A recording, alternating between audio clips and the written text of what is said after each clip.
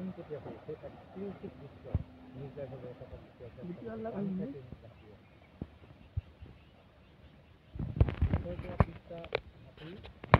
এজাকত আছে আৰু ইয়াৰ লগত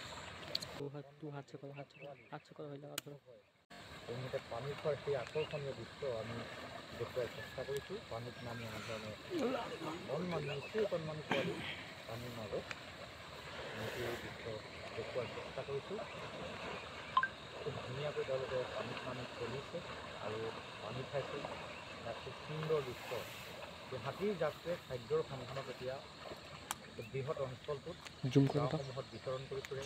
খাদ্যৰ বাবে এখন গাঁৱৰ তাৰ মাজতেই এনেধৰণে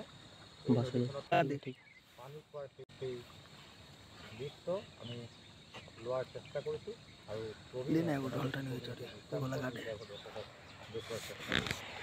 নিশ্চয় কণমানি পোৱালিৰ মাজত পানীত ডুবি অৱস্থা খুব আকৰ্ষণীয়।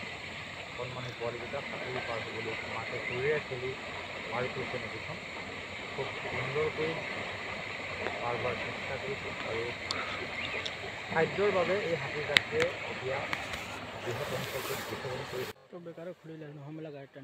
খুব বেছিদিন হোৱা নাই পৃথিৱীলৈ এই পোৱালিটো কৰাৰ চেষ্টা কৰিছোঁ আৰু এই হাতীজাকটোৱে এনেধৰণে এতিয়া খাদ্যৰ বাবে ইয়াত এখন গাঁৱৰ পৰা আন এখন গাঁৱলৈ বিতৰণ কৰি ফুৰে।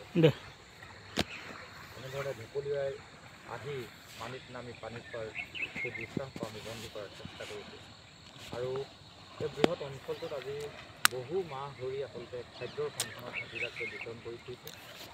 খাদ্য বাবে হাহাকাৰ কৰিছে হাতীজাকটোৱে, যিহেতু বনাঞ্চল সংকুচিত হৈছে। গতিকে বনাঞ্চলত এতিয়া এনেধৰণে বিতৰণ কৰি ফুৰা পৰিলক্ষিত হৈছে আৰু এখন গাঁৱৰ পৰা আন এখন গাঁৱলৈ নিজেই ঢাপলি মেলাৰ চেষ্টা কৰিছে।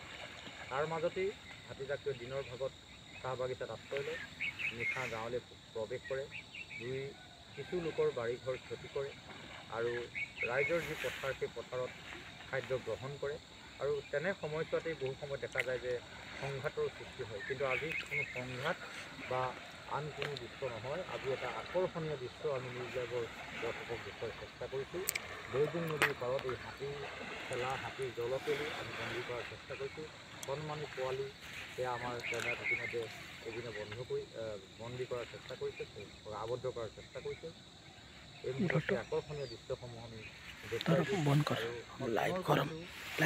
পোৱাৰ পৰিপ্ৰেক্ষিততেই